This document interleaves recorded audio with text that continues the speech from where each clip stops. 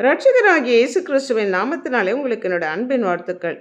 இன்றைய நாள் தியானத்துக்காக தெரிந்து கொள்ளப்பட்ட வேத வசனம் லூக்கா எழுதின சுவிசேஷம் 10வது அதிகாரம் 41வது வசனம். இயேசு மார்த்தாளுக்கு பிரதியுத்தரமாக, மார்த்தாளே மார்த்தாளே, நீ அநேக காரியங்களை குறித்து கவலைப்பட்டு கலங்குகிறாய் என்றார். மார்த்தாள் இயேசு கிறிஸ்துவை தன்னுடைய வீட்டிலே ஏற்றுக்கொண்டாள். விருந்தோம்பல் செய்வது நல்லதுதான், ஆனால் அதுவே அவளுக்கு கவலைக்கும் எரிச்சலுக்கும் காரணமாக இருந்தது. நான் தனியே வேலை செய்யும்படி என்னுடைய சகோதரி விட்டுவிட்டு வந்ததை குறித்து உமக்கு கவலை இல்லையா? எனக்கு உதவி செய்யும்படி அவளுக்கு சொல்லும் என்று ஆண்டவராகிய இயேசு கிறிஸ்துவிடமே அவள் சொன்னாள். மரியாள் தன்னுடைய வாழ்க்கையிலே எதற்கு முன்னுரிமை கொடுக்க வேண்டும் என்று நன்கு அறிந்திருந்தாள்.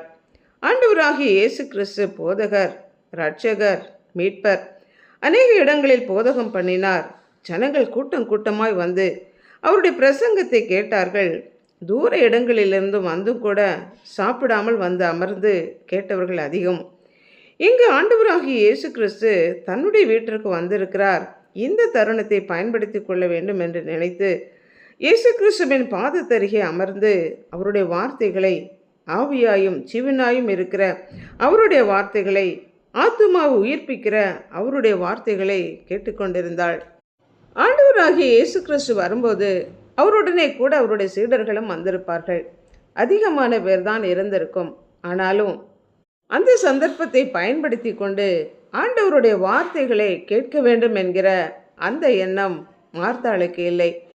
5 அப்பம் 2 மீனை கொண்டு 5000 பேருக்கு ஆகாரம் கொடுத்து மீதமானவைகளை 12 கோடிகள் நிறைய எடுக்க செய்த தேவன் தங்களிடம் இருக்கிற கொஞ்சம் ஆகாரத்தையும் எல்லா ஜனங்களும் சாப்பிடும்படி தேவனால் செய்யக்கூடும் என்கிற எண்ணம் மார்த்தாளுக்கு இல்லை.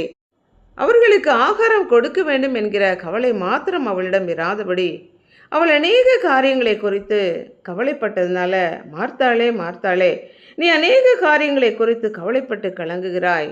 தேவையானது ஒன்றே. தன்னை விட்டு எடுபடாத நல்ல பங்கை மரியாள் தெரிந்து கொண்டது போல நீயும் தெரிந்து கொள்ள வேண்டும் என்று இங்கே கர்த்தர் அவளிடம் சொல்லுகிறார். நம்முடைய வாழ்க்கையிலே நாம் எதற்கு முக்கியத்துவம் கொடுக்கிறோம் என்று நம்மை ஆராய்ந்து பார்ப்போம். தேவனுடைய பாதத்தில் அமர்ந்து அவருடைய வார்த்தைகளை வாசித்து தியானித்து ஜெபித்து பலனடைந்து காணப்படுகிறோமா?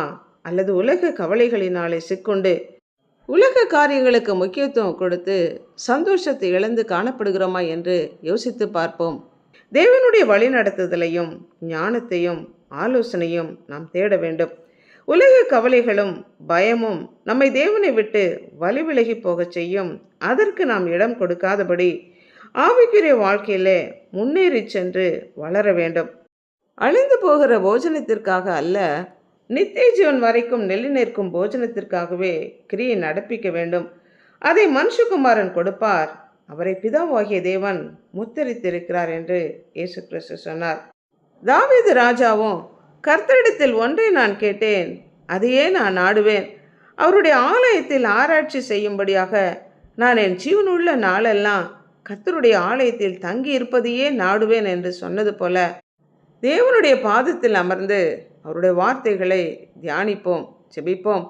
அன்புள்ள ஆண்டவரே, எங்களை படைத்தவரே, எங்களுக்காக ஜீவனை கொடுத்து எங்களை மீட்டு கொண்டவரே, மார்த்தாளை போல அநேக காரியங்களை குறித்து கவலைப்பட்டு கலங்காதபடி தேவையான ஒன்றை உம்முடைய பாதத்திலே அமர்ந்து கற்றுக்கொள்ளத்தக்கதான கிருபை தாங்க. கர்த்தரை எங்களுக்கு கொடுக்கிற ஒவ்வொரு சந்தர்ப்பத்தையும் பயன்படுத்தி கொண்டு உம்முடைய ராஜ்யத்துக்கு ஏற்ற பிள்ளைகளாக நடந்து கொள்ள எங்கள் ஒவ்வொருவரையும் அர்ப்பணித்து ஜெபிக்கிறோம். இயேசு கிறிஸ்துவின் நாமத்தினால் ஜெபிக்கிறோம் பிதாவே, ஆமென்.